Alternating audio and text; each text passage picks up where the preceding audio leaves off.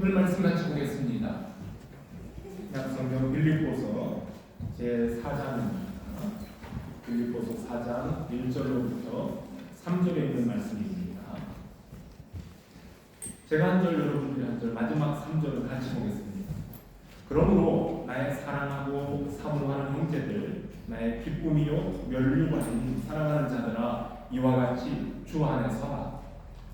내가 유대를 권하고 순교를 권하나니 주 안에서 같은 마음을 품으라.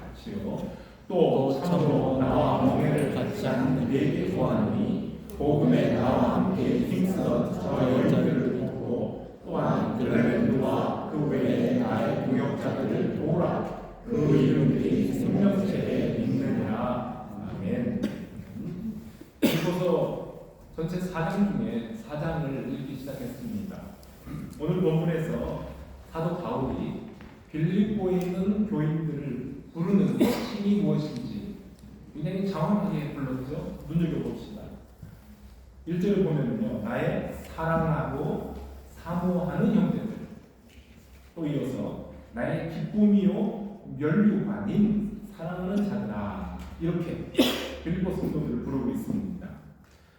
바울은 빌립보서를 시작하면서 1장 8절에 내가 예수 그리스도의 심장으로 여러분들을 얼마나 사모하는지 하나님이 나의 증인이십니다 라고 사랑 고백한 적이 있어요.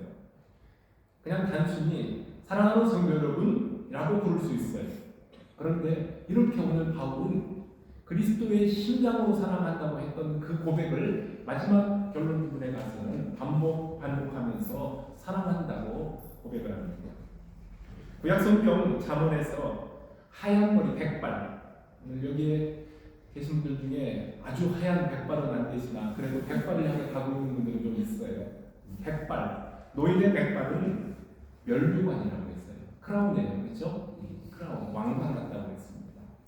그리고 손자는 노인의 면류관이요, 아비는 자식의 영화다, 이렇게 표현을 합니다.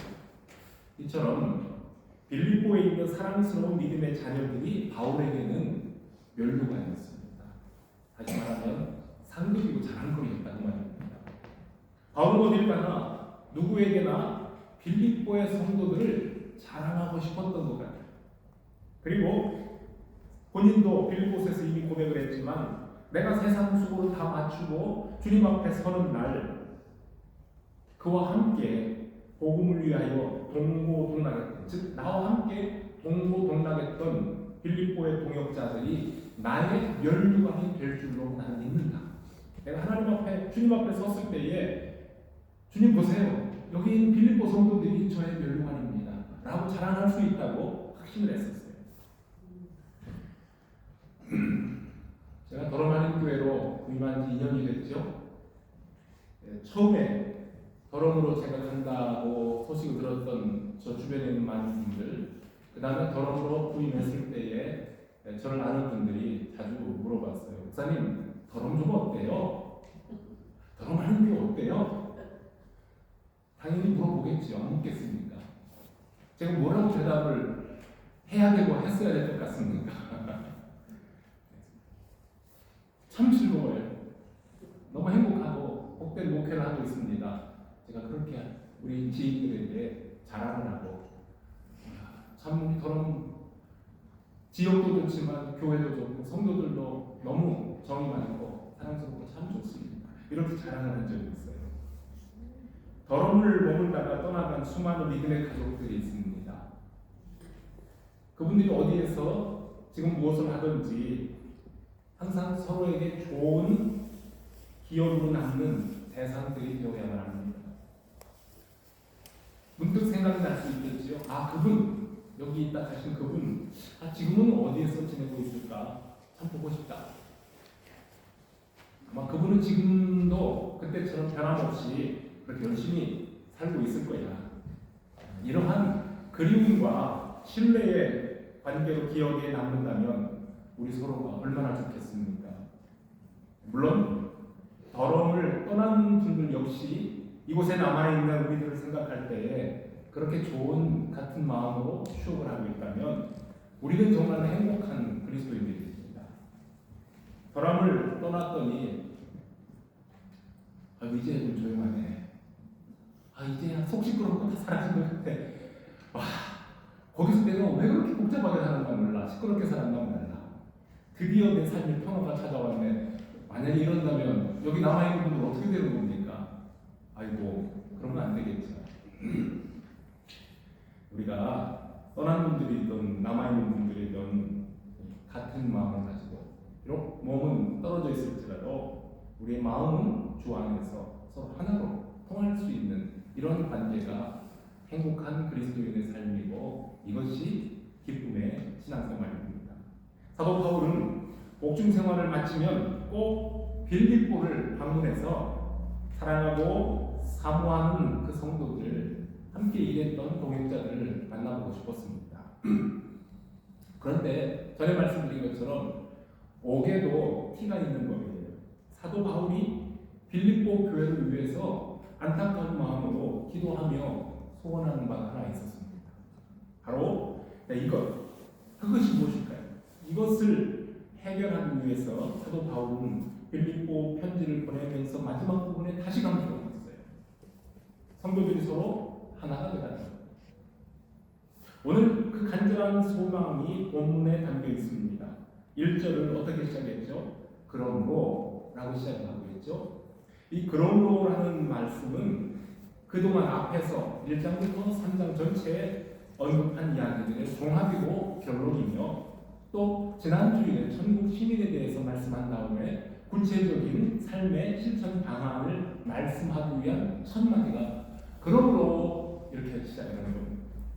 시민권이 하늘에 있음을 믿고 다시 오실 주님을 믿음으로 기다리는 나의 사랑하는 교우들이여 그러므로 주 안에서 굳건히 서 있기를 바랍니다 라고 시작합니다. 한마음이 되라고 이미 여러 번 힘주어 강조했던 바울은 이 편지의 결론 부분에 와서 기억고 그 문제의 핵심 인물인 두 사람의 이름을 언급하고 있습니다. 뭐라고 그랬죠? 내가 유오디아와 순두개를 권하노니 주 안에서 같은 마음을 품으라. 여기서 권한다. 내가 유오디아를 권하고 순두개를 권한다 라고 하는 말은 간절히 당부한다는 뜻입니다. 제발 부탁하는데 마음을 하나로 모아서 주님의 일에 협력하십시오라는 부탁입니다. 지금 빌립보 교회 성도들이 공개적으로 읽을 회람하는 이 편지 속에 두 사람의 이름을 일부러 언급할 정도로라면 지금 이 유오디아와 순두개의 관계는 상당하게 심각했던 것 같아요.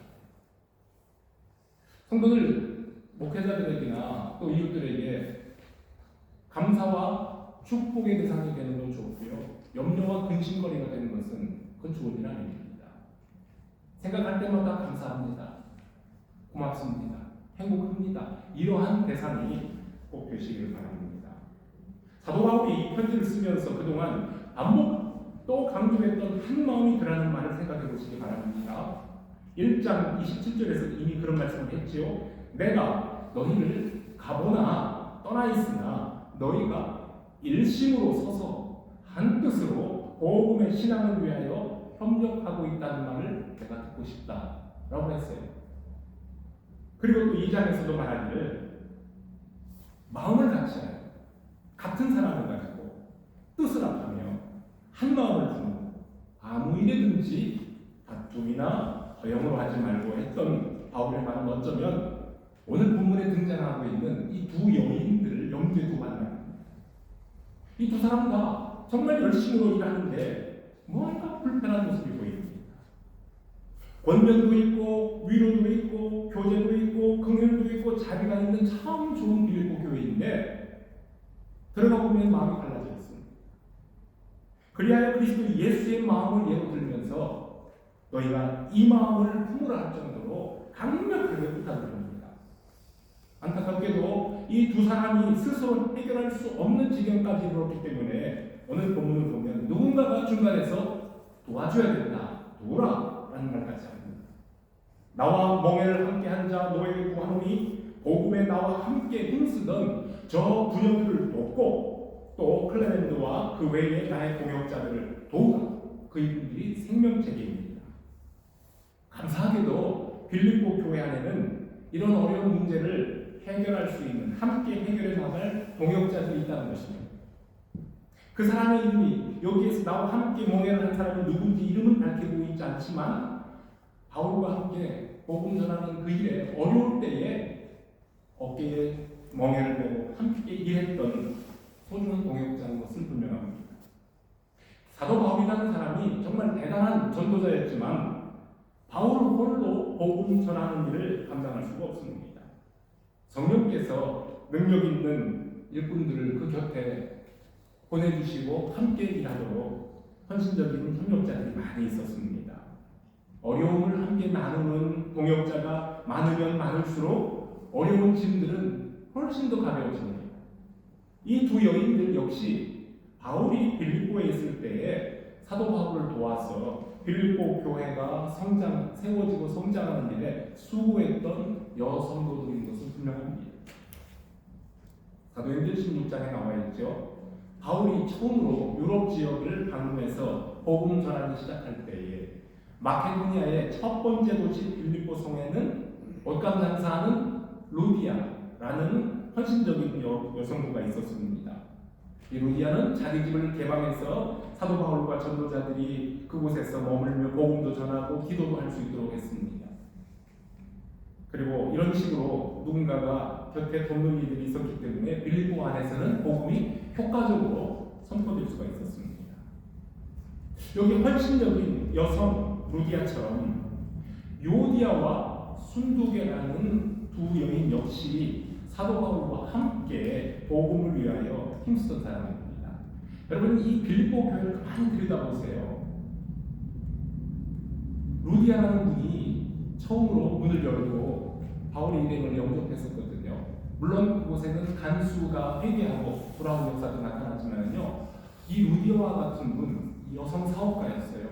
그리고 그리 오늘 본문에서도 또 한 두 여인들 이름을 보지만은 유디아나 순두개와 같은 이 여성분들이 상당히 활발하게 교회를 끌어갔던 여성 파워가 있는 교회라는 말입니다.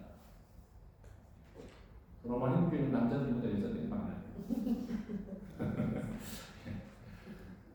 그런데요, 사도 바울이 자리를 비운 지금 어떤 이유인지는 모르겠는데 서로 한 마음이 되지 못하고 갈라져 있는 아쉬운 상황입니다. 이러한 불편한 관계들이 오래 지속되면 주님의 몸인 교회 공동체는 허약해지고 피곤해지기 마련입니다. 그러므로 주 안에서 같은 마음을 품어야만 됩니다. 우리 성도들의 각자의 개인의 취향이나 독특한 취향이나 삶의 방식이라는 것이 하나로 뭉치는 데에 장애물이 되고 갈등을 일으킬 수도 있습니다.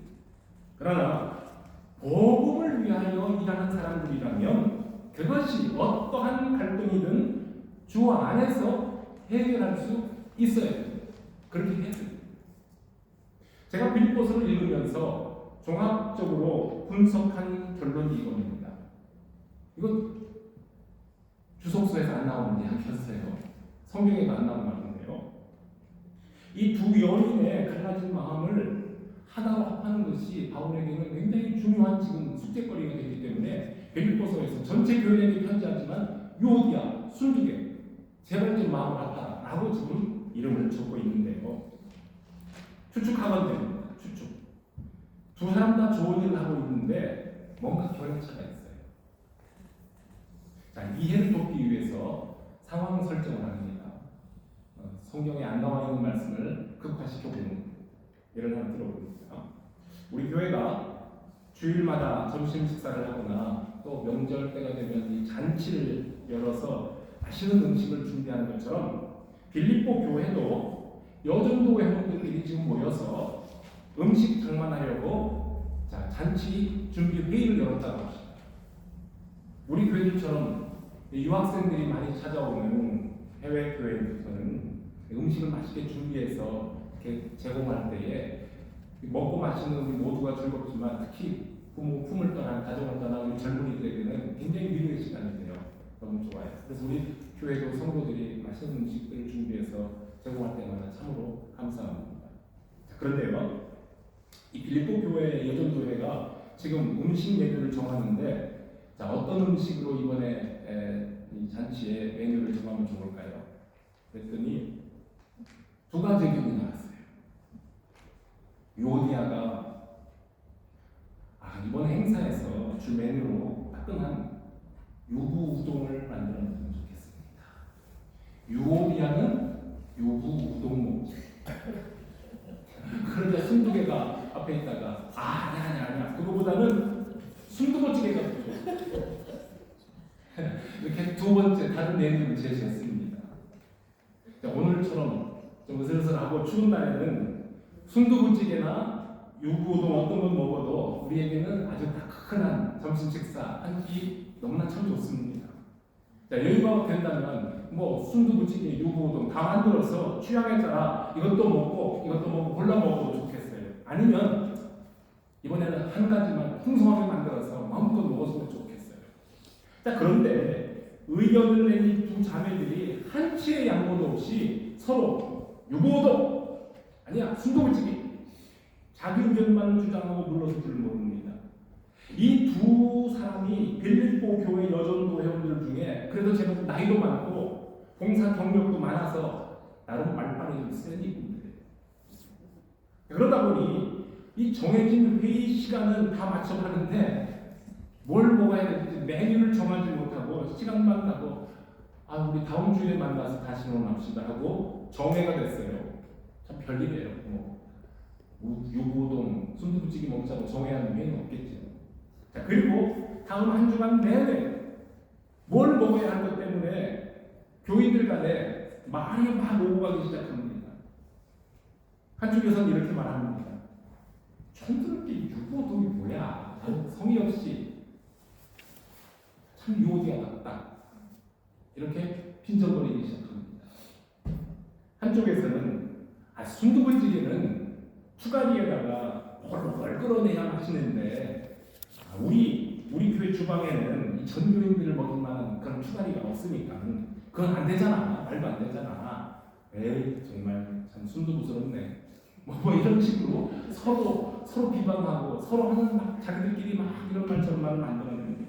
그래서 한 주 동안에 갑자기 유부우동 판 하나 생기고 순두부찌개판 하나 생겨서 서로 자기들끼리 막 오고 가면서 심지어는 상대방을 흉보기도 합니다. 여러분, 이건 진짜 있었던 상황이 아니고 만들어진 상황입니다. 그런데 한번 이런 상황 살펴봅시다. 잘 살펴봅시다. 지금 이 두 여인들이 의견 대립하고 갈등하는 것이 복음의 본질을 다루는 문제였습니까? 교회의 정체성을 흔드는 이단이나 비진리를 가려내기 위해서 심각하게 모여서 회의를 하는 주제였습니까? 절대 아닙니다. 잔칫날 앞두고 음식 메뉴 정하는 사소한 일 때문에 빌립보 교회를 하나 되지 못하게 하는 원인이 되어버리고 말았습니다. 평소에도 라이벌 의식도 좀 있었는데 이번에 한번 제대로 맞붙은 거예요. 유부동, 순두부찌개. 사도 바울은 편지 앞부분에서 예수 그리스도의 마음을 품으라고 했습니다. 그런데 편지의 결국은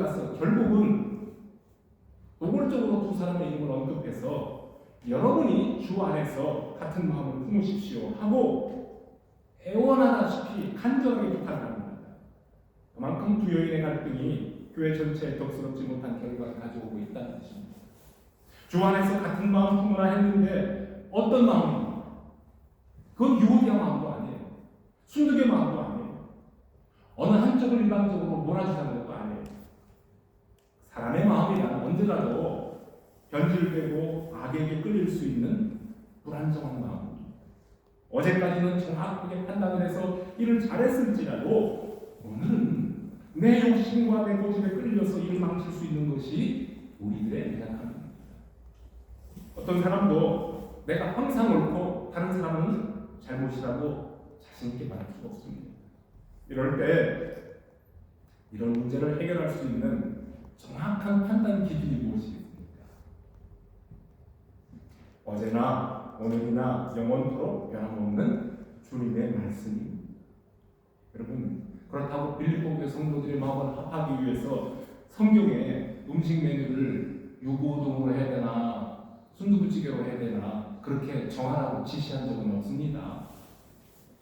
교회 일을 위해서 좋은 목적으로 어떤 일을 계획할 때에 서로의 의견이 달라 해결점을 찾지 못한다면 일단은 일치되지 못하는 그 문제를 내려놓고 낮은 마음으로 기도하면서 이럴 때 예수께서는 어떻게 하실까?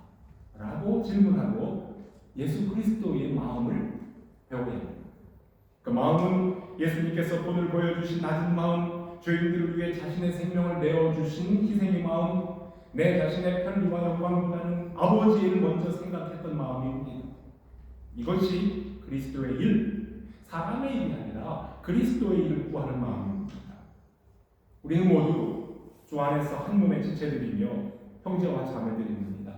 이 땅에서도 그렇지만 이 다음에 우리 주님 오셨을 때에 우리가 주님 앞에 설 때에 한 가족으로 만나야 될 형제와 자매들입니다. 그렇기 때문에 우리 사랑하는 형제 자매들이 한 자리에 모여서 먹는 음식이라면 우동이면 어떻고 순두부찌개면 어떻습니까? 두 가지 다 준비하면 돼요. 그러나 꼭 한 가지만 준비해야 한다면 둘 중에 누군가 하나는 양보하고 한 가지 음식을 정성껏 준비하여 모든 식구들이 따뜻하게 먹고 마시며 기쁨을 누리도록 한다면 그것이 최고입니다. 이번에는 이 우동 먹고 다음에는 순두부찌개 먹고 그럼 되지 않겠습니까? 라는 끝입니다. 나의 관심사도 중요하지만 다른 사람의 관심사에도 귀를 기울여주고 서로 높여주고 이해하고 격려하는 마음으로 일을 해야 선한 일이 되고 선한 열매를 거두게 됩니다. 내 가진 감정과 나의 자존심이 참 중요합니다. 중요하지만 형제 자매의 감정과 자존심을 존중하면서 이럴 땐 그리스도께서 어떻게 하셨을까 질문하며 교회 공동체의 전체 유익을 위하여 나를 내려놓는 마음이 필요합니다. 이제 사도 바울은 중요한 말 하나를 덧붙이고 있어요. 오늘 본문에 있는 말씀인데요. 이렇게 말하는 거예요.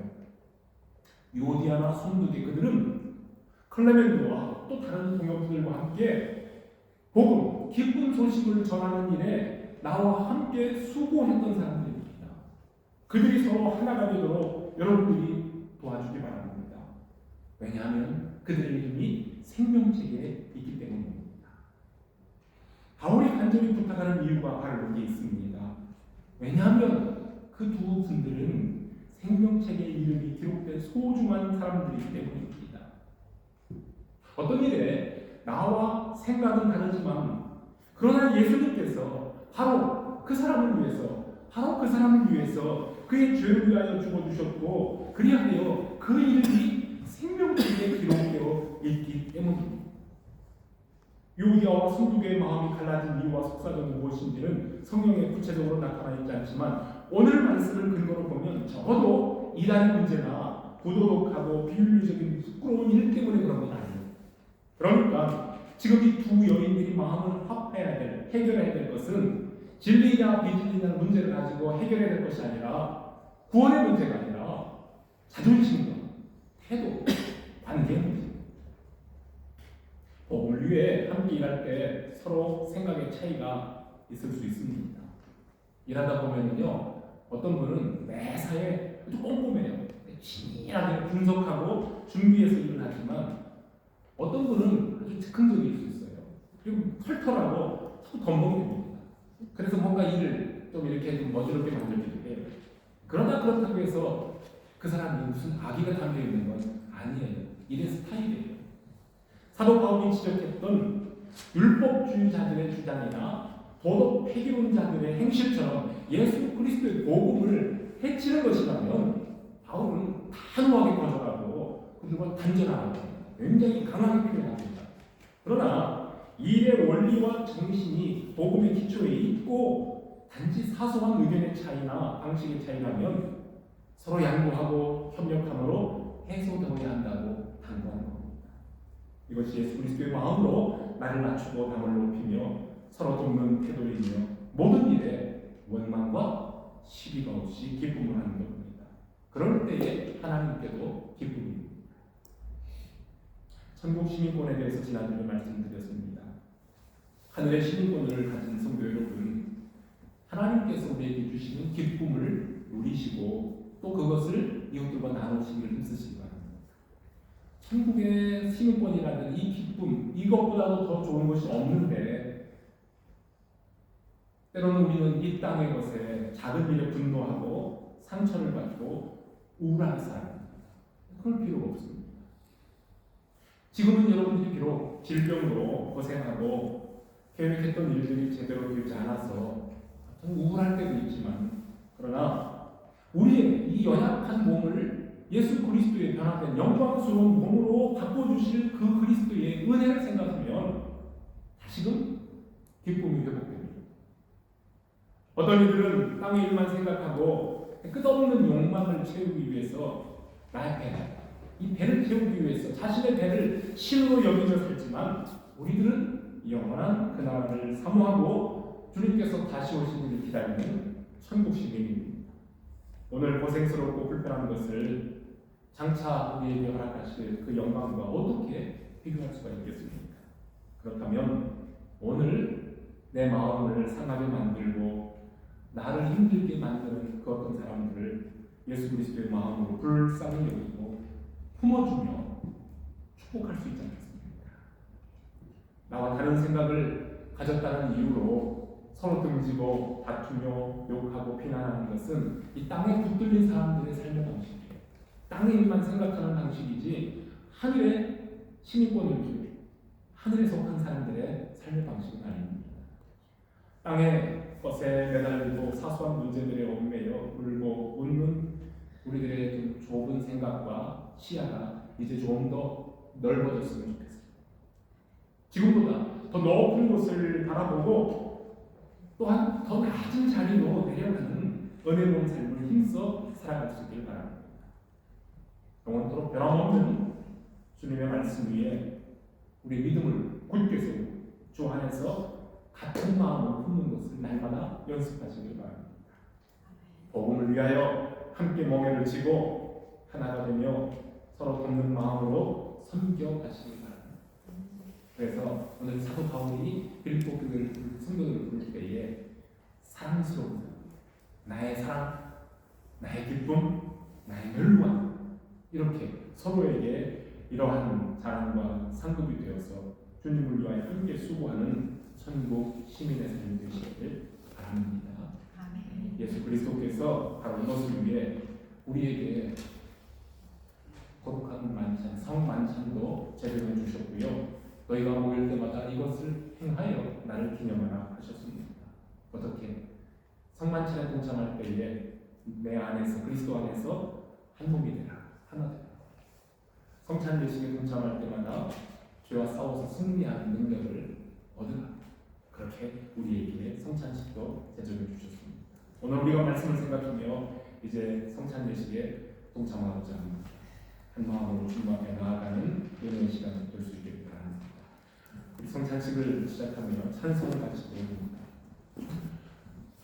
우리 김상환 집사님 앞으로 나오셔서 전사님 성찬도를 도와주십니다.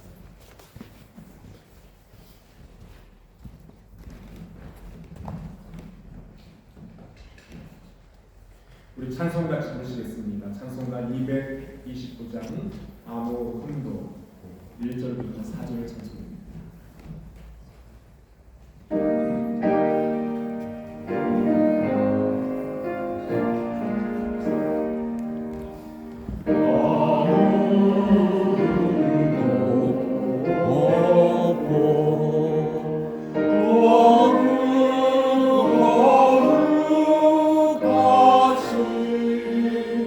주 하나님 머리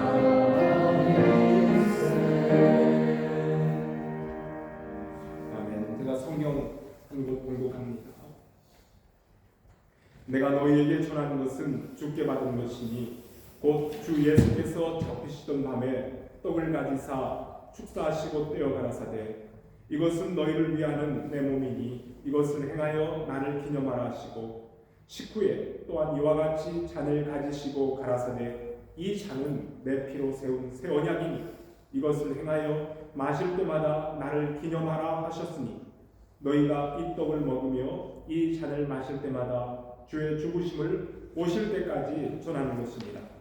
그러므로 누구든지 주의 떡이나 잔을适当치 않게 먹고 마시는 자는 주의 몸과 피를 범하는 죄가 있느니라. 사람이 자기를 살피고 그 후에야 이 떡을 먹고 이 잔을 마실지니 주의 몸을 분별하지 못하고 먹고 마시는 자는 자기의 죄를 먹고 마시는 것이니라. 이러므로 너희 중에 병든 자가 많고 잠자는 자도 적지 아니하니 우리가 우리를 살폈으면 판단을 받지 아니하려니와 우리가 판단을 받는 것은 주께 징계를 받는 것이니 이는 우리로 세상과 함께 죄의 정함을 받지 않게 하려 하십니다. 아멘. 우리 주님께서 마지막 잡히시기 전날 밤에 제정하신 성찬식에 대한 사도 바울의 전달하는 말씀과 해석의 말씀이었습니다. 오늘 성찬식의 의미가 무엇인지 여러분께서 깊이 묵상하시며 세례교인들은 준비된 마음으로 자신을 살피는 마음으로 떡을 대하시고 잔을 대하시길 바랍니다. 같이 기도하겠습니다. 사랑과 은혜가 충만하신 아버지 하나님 감사합니다. 오늘 저희들이 주님께서 명하신 성만찬에 동참합니다.